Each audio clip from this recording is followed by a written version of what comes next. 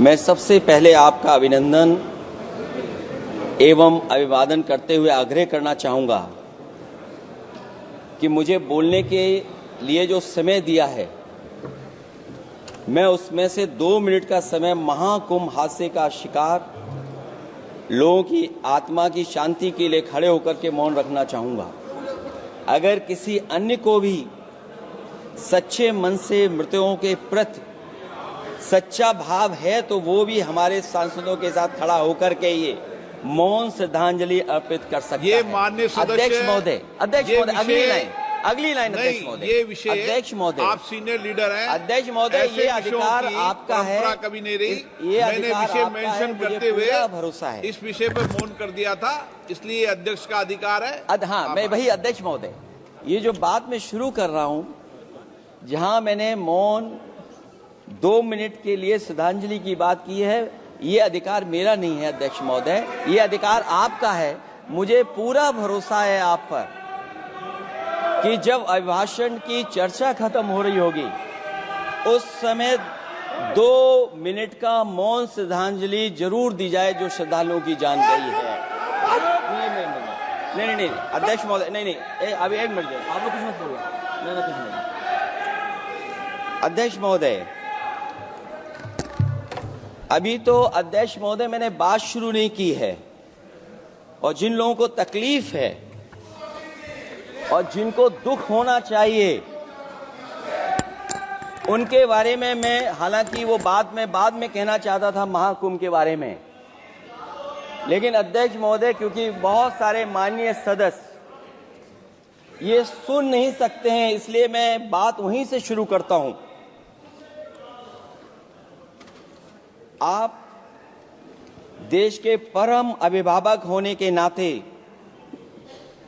हमारा आपसे अनुरोध है कि जहां सरकार बजट के आंकड़े लगातार दे रही है, और जब मैंने अभिभाषण पढ़ा अध्यक्ष महोदय, बहुत सारे आंकड़े सरकार ने दिए हैं। आंकड़े देने से पहले महाकुंभ में मरने वालों के आंकड़े भी दे दें। महाकुंभ की व्यवस्था के बारे में स्पष्टीकरण देने के लिए मेरी मांग है अध्यक्ष महोदय, सर्वदलीय बैठक बुलाई जानी चाहिए। महाकुंभ आपदा प्रबंधन व खोया पाया केंद्र की जिम्मेदारी सेना को दी जाए।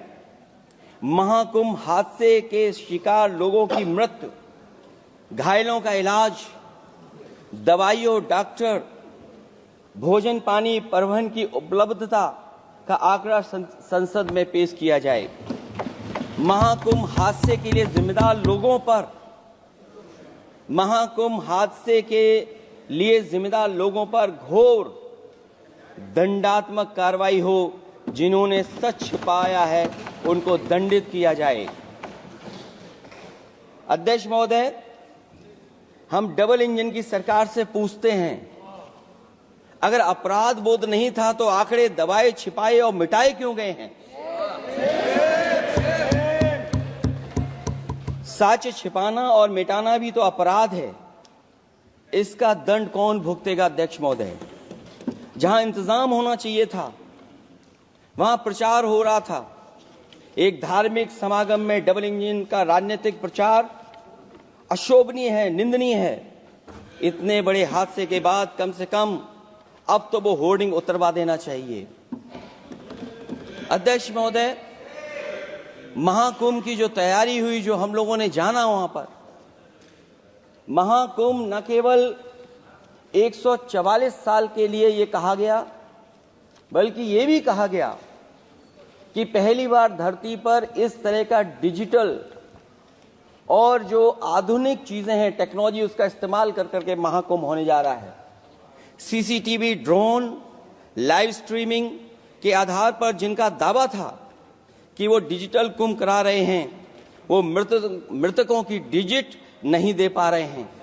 एक तरफ तो जो लोग डिजिटल डिजिटल डिजिटल अध्यक्ष महोदय कहने को थकते नहीं हैं, लेकिन जब कुंभ में इतना बड़ा हादसा हो गया है तो यही सरकार डिजिट नहीं दे पा रही है।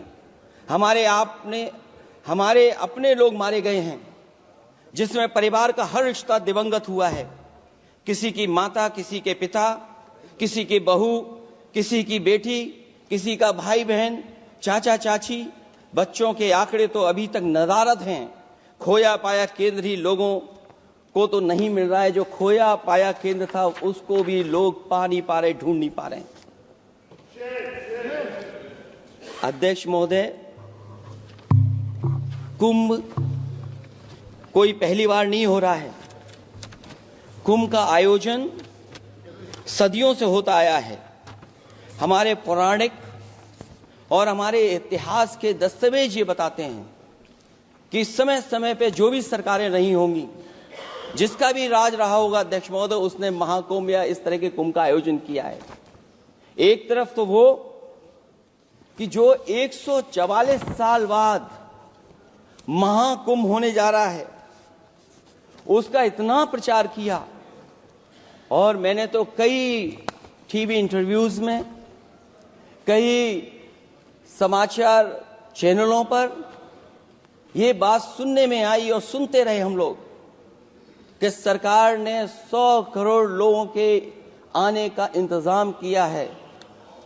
और अगर 100 करोड़, अध्यक्ष महोदय, अगर ये बात गलत है तो मैं रिजाइन आपको देना चाहता हूं।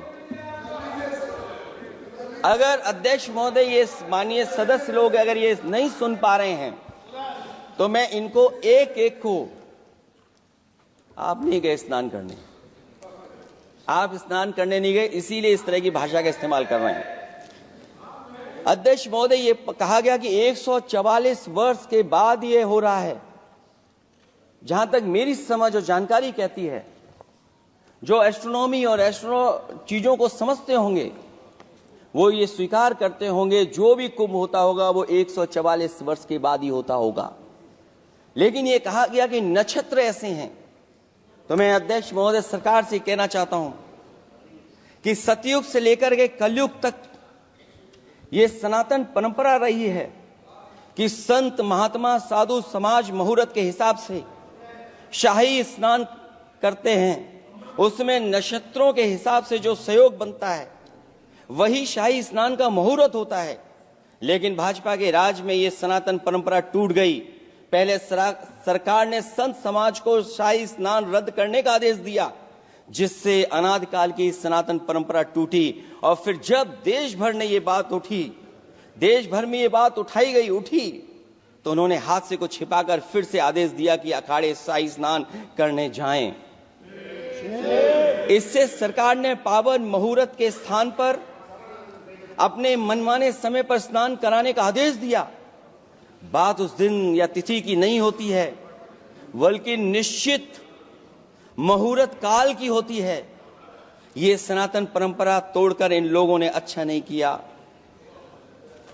और ये क्या परंपरा टूटी है कि नहीं टूटी है, मैं समझता हूं अध्यक्ष महोदय मुझसे बेहतर सामने वाले ज्यादा जानते होंगे इसके बारे में।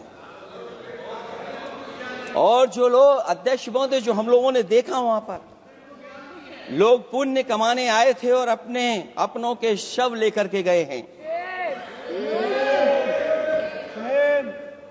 चमत्कारी करिश्मा तो ये हुआ है, श्रद्धालुओं के शव मिल गए थे, पर सरकार स्नान करने वाले मरने वालों की बात स्वीकार नहीं कर रही थी।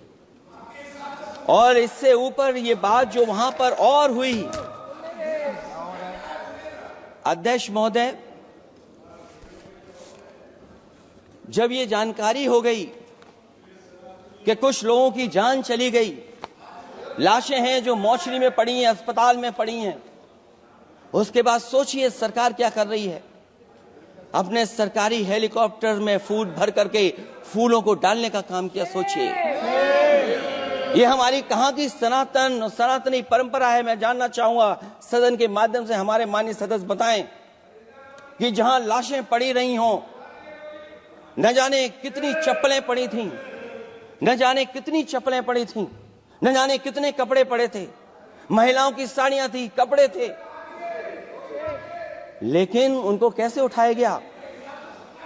उन सबको उठाया गया जेसीबी मशीन से, ट्रैक्टर की ट्रॉली से, उनसे उठा करके कहां फेंका कोई नहीं जानता, लेकिन जब उनको लगा कि वहां से बदबू आ रही है तो यही सरकार के लोग छिपाने लगे हैं। यही आपका महाकुंभ का आयोजन था, और हर बात को छिपाने के लिए न केवल ये लोग मीडिया का सहारा ले रहे हैं, मीडिया का सहारा लेते लेते सुनने में आया है कुछ दबाव और कुछ स्वीटनर भी दिए जा रहे हैं जिससे उनकी खबरें बाहर ना आ जाएं। और अगर अध्यक्ष मोदी ये बात सब गलत है मेरी, अगर ये बात सब गलत मैं कह रहा हूं, तो अभी तो नेता सदन को अभी भाषण देना है। और मैं ये बात और कहना चाहता हूं, आप अपनी तरफ से जानकारी कर लीजिएगा। हमारे उत्तर प्रदेश के मुख्यमंत्री जी ने शोक नहीं प्रकट किया था। जब देश की राष्ट्रपति और प्रधानमंत्री जी ने शोक प्रकट किया, उसके बाद 17 घंटे बाद सरकार ने स्वीकार किया। अध्यक्ष मोदी, ये वो लोग हैं जो आज भी कोई सच्चाई स्वीकार नहीं कर सकते। इनका रास्ता क्या है मैं नहीं जानता हूं, कहां ले जाना चाहते हैं। लेकिन जब अध्यक्ष महोदय मैंने अभिभाषण पढ़ा है राष्ट्रपति महोदया का, तो वही पुरानी बातें कि 12 करोड़ शौचालय बन गए हैं, 10 करोड़ गैस कनेक्शन हो गए हैं, 80 करोड़ लोगों को राशन दिया जा रहा है, 25 करोड़ लोगों को मिडिल क्लास में शामिल कर दिया गया, न्यू मिडिल क्लास में शामिल कर दिया गया। 80 और 85 को अगर हम जोड़ दें अध्यक्ष महोदय 105 करोड़ हो गए। बच्चों को और जोड़ दें तो सरकार अध्यक्ष महोदय किसके लिए काम कर रही है, किसके लिए काम कर रही है? अगर 80 को राशन दें, 25 को न्यू मिडिल क्लास में जोड़ दें, 105 करोड़ हो गए। और जो बाकी बचे हैं हमारे देश की आबादी जिसको 140 करोड़ बता रहे हैं, उसमें कम से कम बच्चे कुछ तो संख्या होगी, आधी आबादी की संख्या होगी। अगर उसको हम बाहर निकालें तो आगे आज सरकार किसके लिए काम कर रही है? वही बात पुरानी सुनने को मिलती है कि राष्ट्रीय मिलिट्री स्कूल बन गए हैं, राष्ट्रीय मिलिट्री स्कूल जिनमें बालिकाओं की भर्ती शुरू हो गई है। अध्यक्ष महोदय, ये एक बता दें जो नया इन्होंने 10 साल के अंदर राष्ट्रीय मिलिट्री स्कूल खोला हो। और कंफ्यूज मत होना, राष्ट्रीय मिलिट्री स्कूल कौन से होते हैं, सैनिक स्कूल कौन से होते हैं, ये कंफ्यूज मत होना। 10 साल में सोचिए अध्यक्ष महोदय, एक भी नया राष्ट्रीय मिलिट्री स्कूल नहीं खोला है। अगर खोला हो तो सरकार जरूर बताए। जो लोग कहते हैं हम ईज ऑफ डूइंग रिसर्च कर रहे हैं, अध्यक्ष महोदय इनकी ईज ऑफ डूइंग रिसर्च हमने देखी है। इनकी ईज ऑफ डूइंग रिसर्च अपनी इमेज चमकाने के लिए और दूसरे की इमेज बर्बाद करने के लिए ईज ऑफ डूइंग रिसर्च चल रही है। ईज ऑफ डूइंग बिजनेस, मैं देखता हूं जहां कहीं भी इन्वेस्टमेंट मीट होती है, देश के सभी मंत्री वहां पहुंच जाते हैं, सरकार के मुखिया भी जाते हैं वहां। मुझे याद है उत्तर प्रदेश में सबसे बड़ा आयोजन हुआ था इन्वेस्टमेंट मीट का। न केवल इन्वेस्टमेंट मीट इन्वेस्टर्स को बुलाया गया था, बल्कि डिफेंस एक्सपो के भी कार्यक्रम कई हुए थे। और अध्यक्ष महोदय भरोसा ये दिलाया गया था कि जो एमओयू हो रहे हैं 40 लाख करोड़ के, वो उसको जमीन पर उतार लिया जाएगा। मैं इन्हीं डबल इंजन की सरकार से जानना चाहता हूं कि जो 40 लाख करोड़ के एमओयू हुए उसमें कितना जमीन पर ये सरकार उतार पाई है। कहीं ऐसा तो नहीं है कि सरकार के डबल इंजन आपस में ही टकरा रहे हों। अब तो जो खबरें हम लोग पढ़ते हैं, न केवल इंजन टकरा रहे हैं अध्यक्ष महोदय, अब तो डब्बे भी टकराने लगे हैं। सुना है क्योंकि दिल्ली में चुनाव है, आप इंजीनियर की डब्बा हैं। ये हमारे पुराने माननीय सदस्य हैं, आप हम एक हैं, बस जगह अलग बदल गई। जिस विभाग के मंत्री हैं वो हमारा ही काम है, आप लोग अच्छा नहीं कर रहे हैं। अध्यक्ष महोदय, दिल्ली का चुनाव है तो मैंने राष्ट्रपति जी के अभिभाषण में सुना कि यहां पर मेट्रो की जो दूरी है वो दुगनी कर दी गई है, पटरी दुगनी कर दी गई है, एक्सपेंशन हो गया है इतना। अध्यक्ष महोदय, मैं स्वीकार करता हूं दिल्ली का चुनाव है, एक्सपेंशन की बात करेंगे, लेकिन कभी आपने क्यूटो का नाम सुना है? आपने वेनिस का नाम सुना है? मैं अध्यक्ष महोदय आपके माध्यम से, जिसको क्यूटो बनाने के लिए सपना देखा गया था, 10 साल पूरे हो गए हैं, अभी तक वहां पर मेट्रो की शुरुआत नहीं कर पाए हैं।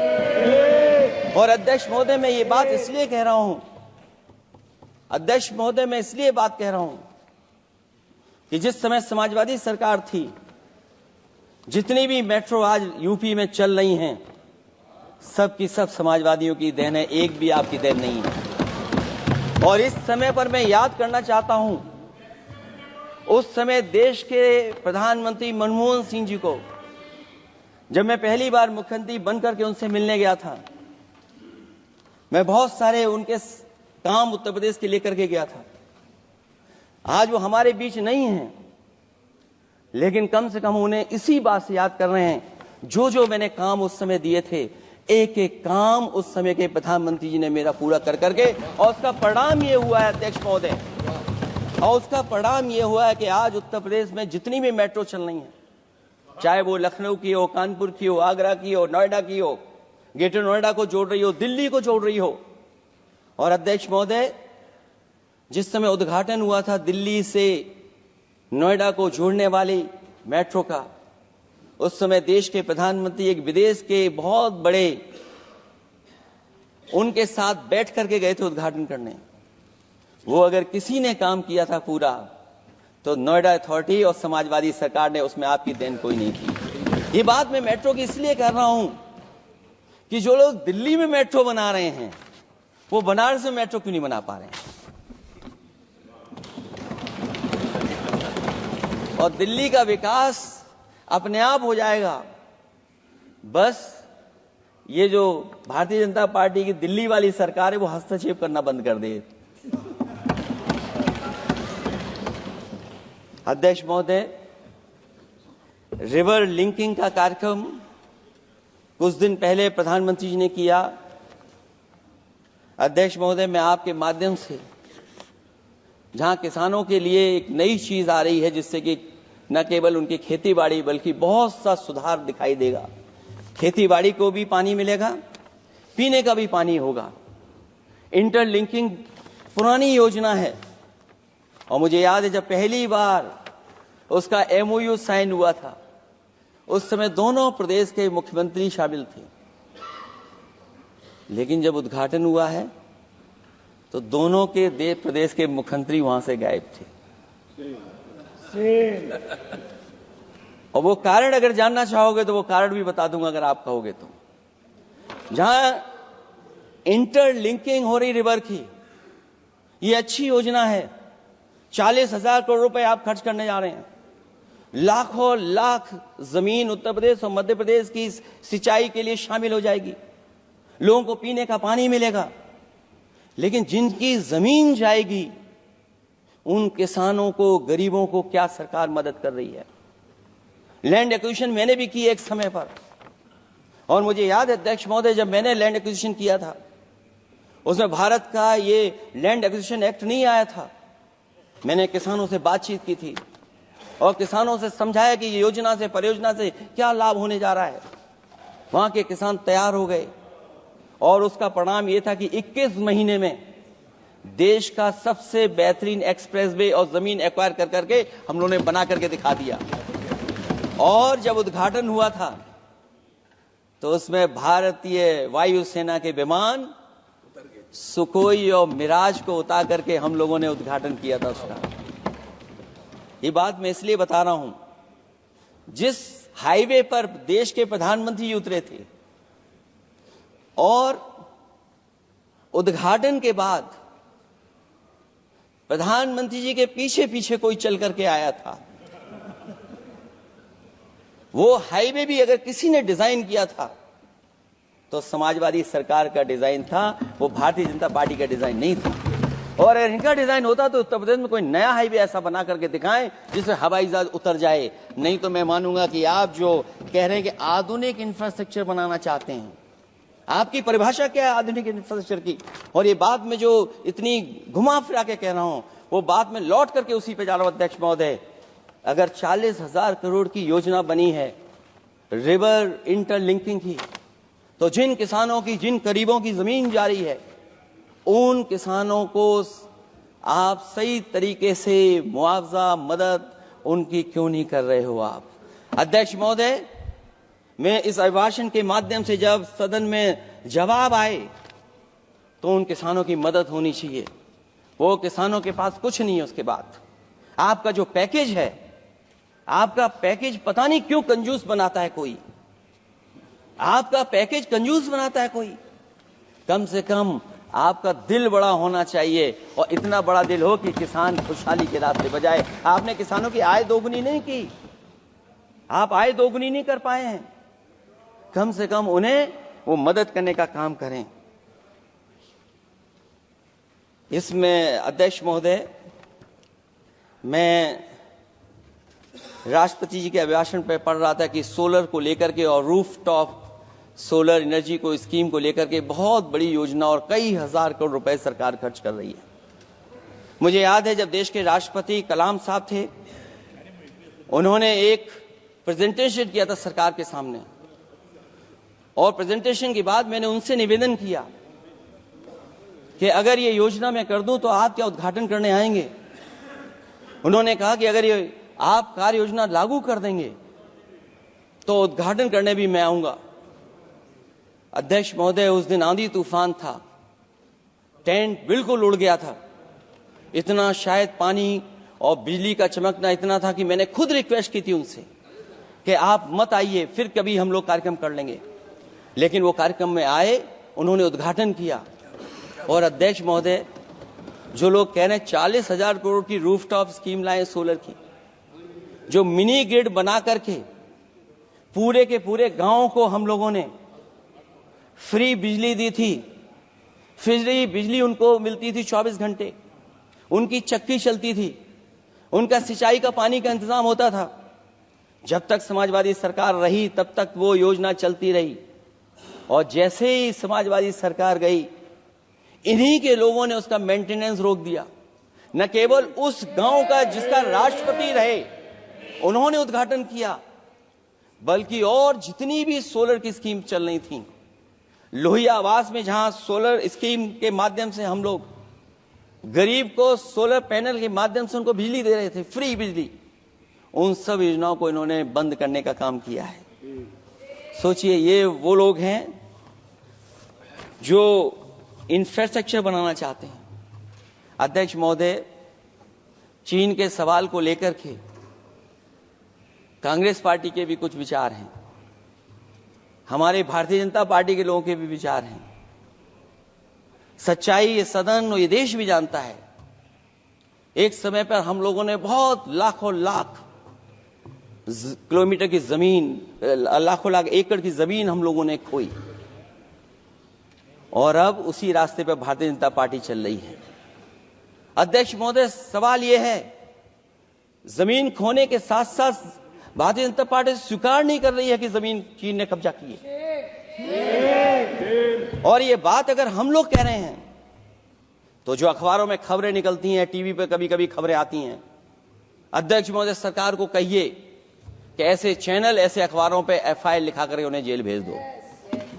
क्योंकि कुंभ की जो खबर चलाना चाहते थे, कुंभ की जो खबर देना चाहते थे, उन कुछ साथियों पे आपने FIR लिखा दी है। अगर कुंभ पर सच्ची खबर दिखाने वालों पे आप FIR लिखा सकते हैं, तो फिर चीन की खबर, जो खबर चला रहे हैं, उस पर भी आपको FIR लिखानी चाहिए। दूसरा, हमारा एक जाति जनगणना का मसला बहुत पुराना है, ये कोई नया नहीं है। आरक्षण के सवाल पर इस देश में दक्षिण भारत से लेकर के उत्तर भारत में और देश में जगह जगह पर बहुत सारे नेता ऐसे रहे जो आज हमारे बीच नहीं हैं, जिनकी वजह से हम आज उस आंदोलन को आगे ले जा रहे हैं। बाबा साहब भीमराव अम्बेडकर जी का जो संविधान है, उसके तहत जो हमें हक अधिकार मिले हैं, आरक्षण की व्यवस्था है, उस व्यवस्था को और मजबूत बनाने के लिए जाति जनगणना होना चाहिए। उसके पक्ष में अब तो कांग्रेस पार्टी भी है। एक समय था जब कांग्रेस पार्टी उस पक्ष में नहीं थी। और अध्यक्ष महोदय, मैं बड़ी जिम्मेदारी के साथ कहना चाहता हूं, अगर उसी समय कांग्रेस पार्टी भी पक्ष में होती तो आज हमें आपके सामने खड़ा नहीं होना पता, मांगना नहीं पड़ता जाति जनगणना। लेकिन अध्यक्ष महोदय, मैं अपने कांग्रेस पार्टी के साथियों से भी कहना चाहूंगा, अध्यक्ष महोदय, मैं कांग्रेस पार्टी के साथियों से भी कहना चाहता हूं, हम आपके साथी हैं और इस मुद्दे पे तो हम आपके साथ और आपके आगे भी चल करके आपका साथ दे देंगे। अब जाति जनगणना को कोई नहीं रोक सकता है। एक दिन ऐसा आएगा अध्यक्ष महोदय, एक दिन ऐसा आएगा, कोई टकरार नहीं है, आपके इंजन जैसे नहीं है। आपका एक इंजन, अध्यक्ष महोदय, ये अध्यक्ष महोदय, हम तो, मुझे कभी कभी ये लगता है कि प्रधानमंत्री जी जितना अपने लोगों को ध्यान दे करके समझाते हैं, इतना ये समझते ही नहीं है। वो अध्यक्ष महोदय, वो सबसे ज्यादा सोशल मीडिया के बारे में जानकारी रखते हैं। आप भी जानकारी रखा करो। अगर आप जानकारी रखोगे तो आपको सच्चाई पता लग जाएगी। एक इंजन ने नमस्कार नहीं किया था दूसरे इंजन को, अगर याद हो तो पता कर लें। और ये बात अगर छिपी हुई हो, ऑनरेबल मेंबर, अध्यक्ष महोदय, अभी तो मैंने शुरू नहीं किया, मेरा लिखा हुआ बहुत लंबा है। कंक्लूड करें, आप समाप्त करें प्लीज। और अध्यक्ष महोदय, एक सवाल और बड़ा उठा है, नौकरी को लेकर के, रोजगार को लेकर के, और हमारे भारत की जो मैन्युफैक्चरिंग सेक्टर है उसको बढ़ावा कैसे दिया जाए। चीन जैसा देश केवल एक पे हमला नहीं कर रहा है अध्यक्ष महोदय, आपकी जमीन भी छीन रहा है और आपका बाजार भी छीन रहा है।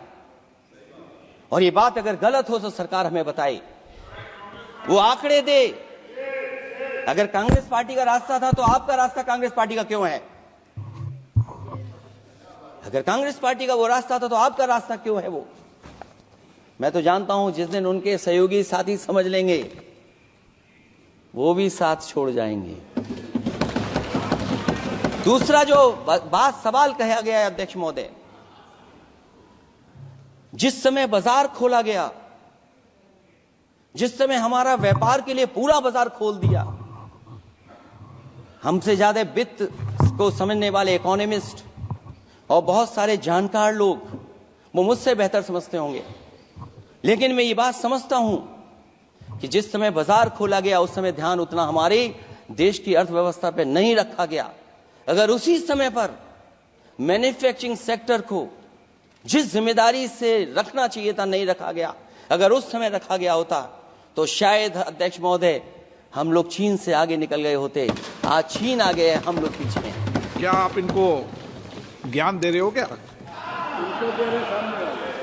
अध्यक्ष महोदय, अपना रास्ता तो वही है, साइकिल वाला।